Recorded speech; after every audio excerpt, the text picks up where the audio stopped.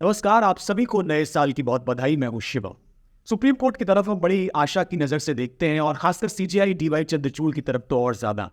2023 की जब शुरुआत हुई थी, यानी 2022 के आखिर में जब सीजेआई बने थे डीवाई चंद्रचूड़ साहब, तो लोगों में एक आशा की किरण जगी थी। आज मैं अपने कार्यक्रम में आपको ये बताऊंगा कि एक साल पूरा हुआ है उनको अपने कार्यकाल के दौरान, और इस एक साल में उन्होंने क्या किया है, कैसे किया है। तो दोस्तों, 2023 विदा ले रहा है और आपको इस कार्यक्रम में मैं ये बताने की कोशिश करता हूं कि सीजीआई डीवाई चंद्रचूड़ ने 2023 में दरअसल किया क्या। आपको याद होगा कि 2023 की शुरुआत में पूरे देश को सुप्रीम कोर्ट और चीफ जस्टिस ऑफ इंडिया से बड़ी उम्मीदें थी। बहुत लोग उनकी तरफ आशाओं की नजर से देख रहे थे, लेकिन क्या 2023 के अंत में वो उम्मीदें बरकरार रही, या फिर मोदी अपनी उस रणनीति में कामयाब हो गए जिसके लिए वो लगातार कोशिश कर रहे थे। वैसे 2023 से पहले 2022 भी भारत की न्यायपालिका के लिए मिला जुला साल रहा था। ये वो साल था जब भारत ने अभूतपूर्व रूप से 3 चीफ जस्टिस ऑफ इंडिया देखे थे। 26 अगस्त को जस्टिस एनवी रमना रिटायर हुए, उनकी जगह यूयू ललित ने ली। ललित साहब 8 नवंबर को रिटायर हो गए और उनकी जगह पर 50वें न्यायाधीश के तौर पर डीवाई चंद्रचूड़ साहब ने शपथ ली, जिनका कार्यकाल मात्र 74 दिनों का था। ऐसे बोबड़े का कार्यकाल हो, रंजन गोगोई का कार्यकाल हो, दीपक मिश्रा हो, सभी के साथ कोई ना कोई विवाद जुड़ा रहा है। लेकिन जब सीजेआई चंद्रचूड़ आए, जो हार्वर्ड से डिग्री लिए हुए हैं, असाधारण करियर है, बेदाग वंशावली से लैस हैं, जो देश के सामान्य आदमी के लिए उम्मीद की किरण लेकर आए थे, ऐसा लग रहा था कि धर्मनिरपेक्ष देश में उसको जीवंत रखने के लिए वो काम करेंगे। ऐसे समय में जब हमें डर था कि न्यायपालिका सरकार के सामने खड़ी होने के लिए बहुत खुदार है, तब चंद्रचूड़ साहब सरकार के सामने खड़े होते हुए दिखाई दिए। लेकिन एक साल बाद क्या, ये समझने की कोशिश कर रहे हैं हम, ये जानने की कोशिश कर रहे हैं कि 2023 कैसा बीता न्यायपालिका के लिए। सीजेआई चंद्रचूड़ ने प्रगतिशील विचारों और शब्दों से चिन्हित मौखिक टिप्पणियां की और अल्पसंख्यक निर्णय पेश किए हैं। उन्होंने लोकतंत्र में प्रेस की स्वतंत्रता और असहमति के महत्व पर एक के बाद एक कई सारे व्याख्यान दिए। इन व्याख्यानों से ही उम्मीद बंधी। लेकिन जब महत्वपूर्ण मामलों की बात आती है, जहां केंद्र सरकार का आचरण जांच के दायरे में होता है, तो चंद्रचूड़ साहब और उनके पूर्ववर्तियों के बीच बहुत ज्यादा अंतर दिखाई नहीं देता। अब आप कहेंगे कैसे? तो याद कीजिए, 2019 में सीजेआई गोगोई की अध्यक्षता में सुप्रीम कोर्ट ने अयोध्या मामले में सर्वसम्मति से फैसला सुनाया, जिसमें कहा गया कि विवादित भूमि राम मंदिर बनाने के लिए हिंदू समूहों को सौंपी जानी चाहिए। अजीब तरह से हाथ जोड़ते हुए ये तस्वीर भी कैमरे के सामने आई थी और आप सबकी सामूहिक स्मृतियों में ये है भी। क्या आप जानते हैं ये फैसला किसने लिखा था? ये फैसला चंद्रचूड़ साहब ने ही लिखा था, ज्यादा लोगों को नहीं पता। 2018 में सुप्रीम कोर्ट के न्यायाधीश के रूप में वो उस पुनर्गठित पीठ का भी हिस्सा थे जिसने 2014 में जज लोया की मौत की स्वतंत्र जांच की मांग करने वाली जनहित याचिकाओं को खारिज कर दिया था।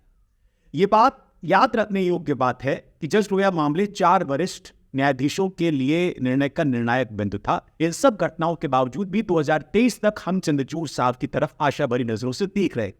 कुछ महीनों में उन्होंने इन आशाओं को पूरा करने का काम भी किया। जैसे 2023 में सुप्रीम कोर्ट ने 52,000 मामलों को निपटाया, पिछले 6 सालों में सबसे ज्यादा। उन्होंने सील बंद लिफाफे की परंपरा को खत्म किया, न्यायपालिका को डिजिटलाइजेशन के जरिए जोड़ा, जिससे कि मुकदमों को निपटाने में गति बढ़ी। इसके अलावा दिल्ली अध्यादेश पर सुप्रीम कोर्ट ने बीजेपी सरकार के बावजूद आप सरकार का पक्ष लिया। केरल के राज्यपाल आरिफ मोहम्मद खान को 2 साल तक विधेयकों पर बैठे रहने के लिए दोषी भी ठहराया। ये सब काम सुप्रीम कोर्ट ने अच्छे किए, इससे एक उम्मीद बनी। लेकिन इसी साल 2023 में भारत की सर्वोच्च अदालत में कुछ ऐसे मामले भी हुए जो चिंताएं पैदा करते हैं। जैसे सुप्रीम कोर्ट ने 2020 से जेल में बंद उमर खालिद की जमानत पर ढंग से सुनवाई तक नहीं की। ये तब है जब 1995 से जेल में बंद विचाराधीन कैदियों की संख्या में इतनी बढ़ोतरी हुई है, ये चिंताएं पैदा करती है। अब उमर खालिद के मामले को ही आप देखिए, ये मामला कितना दिलचस्प। पहली बार 18 में सुनवाई के लिए इसको लाया गया। दिल्ली पुलिस को इसमें जवाब दाखिल करना था, उसके लिए 6 हफ्ते का उसको समय दिया गया। 12 जुलाई को दूसरी सुनवाई के दौरान पीठ ने पुलिस को 12 दिन और दिए और कहा कि अगली सुनवाई के दौरान मामले में केवल 1 या 2 मिनट का समय लगेगा।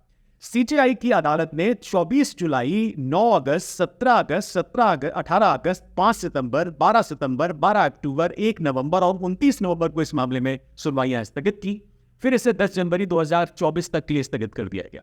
बाकी इस मामले में क्या हुआ ये बताने की जरूरत नहीं है, आप समझदार हैं, आप अपने हिसाब से इसको देख सकते हैं। एक और मामला है जिसका मैं जिक्र करना चाहूंगा। सीजीआई मास्टर ऑफ रोस्टर होते हैं, यानी किस जज को किस पीठ को कौन सा मुकदमा देना है वही तय करते हैं, उनके विवेक पर होता है। अपने विवेक से बेंच का गठन करते हैं सीजीआई।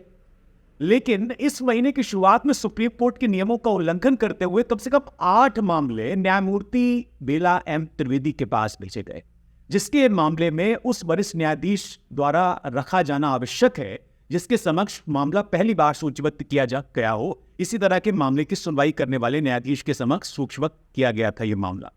लेकिन इन मामलों में जो मामले त्रिवेदी साहब के पास आए उसमें उमर खालिद की जमानत याचिका का मामला है, यूएपीए की चुनौती देने वाली याचिकाएं हैं, भीमा कोरेगांव के आरोपी महेश राउत की जमानत की याचिका है और एआईएडीएम के नेता एडप्पाती पलानीस्वामी के खिलाफ भ्रष्टाचार के आरोप का मामला है। अब आपको एक बात और चौंकाने वाली है जो मैं बताता हूं, वैसे इत्तेफाक भी हो सकता है, लेकिन जिनके लिए सुप्रीम कोर्ट के नियमों को किनारे किया गया वो न्यायमूर्ति त्रिवेदी साहब पहले गुजरात में नरेंद्र मोदी की सरकार में कानून सचिव के रूप में काम कर चुके हैं। कम से कम 3 वरिष्ठ वकील जिसमें दुष्यंत दबे हैं, कपिल सिब्बल हैं और प्रशांत भूषण हैं, इन लोगों ने मामले में जो मामले के आवंटन में अनियमितताएं हैं उसको लेकर चिन्हित किया मामला और सवाल उठाए, लेकिन उनको सुना नहीं गया। जब आप नेता सत्येंद्र जैन के वकील ने न्यायमूर्ति त्रिवेदी के सामने जैन की जमानत याचिका को सूचीबद्ध करने का विरोध किया था तो सीजीआई चंद्रचूड़ ने कहा था कि यदि मामला किसी न्यायाधीश के समक्ष सूचीबद्ध है तो न्यायाधीश निर्णय लेगा, उसमें मैं कुछ नहीं कर पाऊंगा। तो ये वाला एंगल भी इसमें है। एक और मामला जिसकी खूब चर्चा हो रही है वो मामला है 370 से जुड़ा हुआ। सुप्रीम कोर्ट ने सर्वसम्मति से केंद्र सरकार के अगस्त 2019 में जम्मू कश्मीर का विशेष दर्जा छीनने के फैसले को बरकरार रखा। तर्क यह दिया गया कि अनुच्छेद 370 केवल एक अस्थायी प्रावधान था और 1947 में भारतीय संघ में शामिल होने पर जम्मू कश्मीर ने संबद्धता का कोई तत्व बरकरार नहीं रखा। इसी तरह जनवरी 2023 में सुप्रीम कोर्ट ने 2016 में की गई नोटबंदी में कोई दोष नहीं पाया। एक और मामला है जिसमें न्यायमूर्ति एस मुरलीधर का मामला है, जिन्होंने एक बार दिल्ली दंगों और भाजपा नेता की भड़काऊ टिप्पणियों पर दिल्ली उच्च न्यायालय में एक असाधारण सुनवाई बुलाई। कुछ घंटों बाद ही केंद्र सरकार ने पंजाब और हरियाणा उच्च न्यायालय में उनके स्थानांतरण की अधिसूचना जारी कर दी थी। आपको याद होगा इस पर बड़ा हंगामा हुआ था उस वक्त। जनवरी 2021 में मुरलीधर को उड़ीसा उच्च न्यायालय का मुख्य न्यायाधीश नियुक्त किया गया। सितंबर 2022 में सुप्रीम कोर्ट कोलेजियम, जिसकी अध्यक्षता सीजीआई करते हैं, अनुशंसित मद्रास उच्च न्यायालय के मुख्य न्यायाधीश के रूप में उनका हस्तांतरण किया गया। केंद्र सरकार इस प्रस्ताव पर तब तक बैठी रही जब तक कि सीजीआई चंद्रचूड़ ने इस साल अप्रैल में आखिरकार उस आदेश को वापस ले लिया, यानी मुरलीधर जी का स्थानांतरण नहीं हो पाया। मुरलीधर आखिरकार 7 अगस्त 2023 को 62 साल की उम्र में रिटायर हो गए। कोलेजियम ने उन्हें सुप्रीम कोर्ट में पदोन्नति करने की सिफारिश क्यों नहीं की, यह सवाल है, और यह सवाल अभी भी बरकरार है जिसका जवाब नहीं मिला। यह भी सीजीआई साहब से पूछा जाना चाहिए। इसके अलावा सीजीआई डीवाई चंद्रचूड़ पिछले 1 साल में शायद सबसे ज्यादा गूगल पे सर्च किए गए, यूट्यूब पे देखे गए सीजीआई में से एक हैं, लेकिन अदालतों के बाहर उनके प्रगतिशील प्रदर्शन के अलावा अदालतों के भीतर उनकी गतिविधियां पारंपरिक, शायद रूढ़िवादी ही रही है। अगर वो लगातार उस सरकार को जवाब दे रहे हैं जिसने ये स्पष्ट कर दिया है कि वो क्या करने की योजना बना रही है, तो अदालतें किस लिए? अपनी उदारवादी बातों के बावजूद वो मूल रूप से एक यथास्थितिवादी न्यायाधीश ही हैं। इससे ज्यादा वो दिखाई नहीं देते। हालांकि अभी तक पिछले कुछ सालों में सर्वोच्च न्यायालय ने कितनी बार चुनौती मिलने पर केंद्र सरकार की कार्रवाइयों को रद्द किया है, यह पूछा जाना चाहिए। 2015 में राष्ट्रीय न्यायिक नियुक्ति आयोग रद्द करना यकीनन स्वहित में था। इससे भी पीछे जाकर उसने सूचना प्रौद्योगिकी नियम की धारा 66A को रद्द कर दिया, जो मूल रूप से पिछली यूपीए सरकार द्वारा बनाई गई। इसमें अच्छे उपाय के लिए दिल्ली अध्यादेश पर उसका फैसला शामिल हो सकता है, जिसने दिल्ली सरकार की शक्तियों को बरकरार रखा। हालांकि बाद में उसको भी केंद्र सरकार ने किनारे कर दिया। एक तरह से चंद्रचूड़ एक अजीब सी स्थिति में, उदारवादी उनसे निराश है क्योंकि वो अपने पूर्ववर्तियों की तरह ही साबित हो रहे हैं, और जो दक्षिणपंथी लोग हैं वो ट्रोल जो है वो उनसे नफरत करते हैं, वो उनको ट्रोल करते हैं। अगले साल नवंबर में उनका कार्यकाल समाप्त होने से पहले उनके पास करीब करीब 1 साल का समय है। अब ये देखना बाकी है कि क्या उनकी विरासत ये यथास्थिति वाले सीजीआई की ही बनी रहेगी, जो अदालत के बाहर तो सुंदर सुंदर बातें करते हैं लेकिन भीतर उसका कोई महत्व नहीं होता, या कोई ऐसा व्यक्ति जो भारतीय राजनीति में एक संतुलनकारी शक्ति के रूप में न्यायपालिका की भूमिका को बहाल कर सकता है। अगले 1 साल में ये हमको तय करना होगा और सीजीआई को हमको ये देखना। फिलहाल एक चीज तो बड़ी स्पष्ट नजर आती है कि मौजूदा सीजेआई के साथ जो उम्मीदें जोड़कर देश की आम जनता देख रही थी, वो उम्मीदें उतनी पूरी नहीं हुई जितनी होनी चाहिए थी।